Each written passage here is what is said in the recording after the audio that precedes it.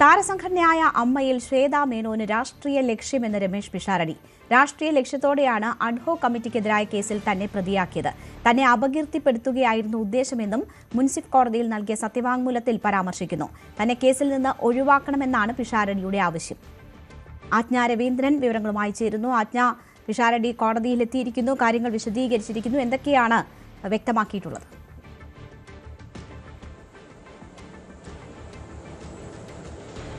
രേണുക, ശ്വേത മേനോന് രാഷ്ട്രീയ ലക്ഷ്യമാണെന്നാണ് പിഷാരടി കോടതിയിൽ വ്യക്തമാക്കിയിരിക്കുന്നത്. എറണാകുളം മുൻസിഫ് കോടതിയിൽ നൽകിയ സത്യവാങ്മൂലത്തിലാണ് പിഷാരടി അത്തരത്തിൽ ഒരു സത്യവാങ്മൂലം നൽകിയിരിക്കുന്നത്. പ്രത്യേകിച്ചും തന്നെ ഇതിലേക്ക് വലിച്ചിഴച്ചിട്ട് തന്നെ രാഷ്ട്രീയ ലക്ഷ്യത്തോടു കൂടിയാണ്, തന്നെ അപകീർത്തിപ്പെടുത്തുക എന്ന ലക്ഷ്യത്തോടു കൂടിയാണ് ഇത്തരത്തിലുള്ള ഒരു ഇടപെടൽ ഉണ്ടാക്കിയിരിക്കുന്നതെന്നാണ്, ശ്വേതാ മേനോൻ ഇത്തരത്തിൽ തന്നെ ഇതിൽ ഇൻവോൾവ് ചെയ്തതെന്നാണ് പിഷാരടി വ്യക്തമാക്കുന്നത്. ഈ അഡ്ഹോക് കമ്മിറ്റിയുടെ ചുമതല ആദ്യഘട്ടത്തിൽ തന്നെ താൻ ഒഴിഞ്ഞിരുന്നു, തനിക്കിത് പറ്റിയതല്ല എന്നുള്ള ബോധ്യമുണ്ടായിരുന്നു. പ്രത്യേകിച്ചും ശ്വേതാ മേനോനും സംഘവും രാജിവെച്ച ശേഷമാണ് ജൂൺ 21 ചേർന്ന ജനറൽ ബോഡിയിൽ പരസ്യമായി മാധ്യമങ്ങളിൽ താനും തന്റെ ടീമും രാജിവെക്കുന്നു എന്ന് ശ്വേതാ മേനോൻ പ്രഖ്യാപിച്ചതിന് ശേഷമാണ് അഡ്ഹോക് കമ്മിറ്റി നിലവിൽ വന്നത്.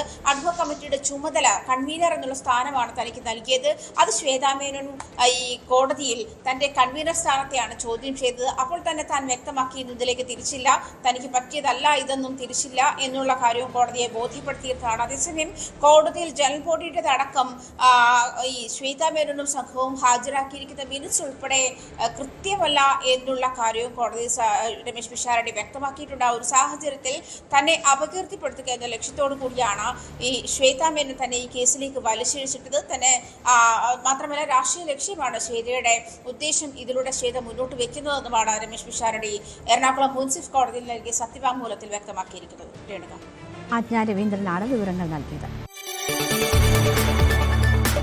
കൂടുതൽ വാർത്തകൾക്ക് news 18 Keralam YouTube channel subscribe ചെയ്യുക.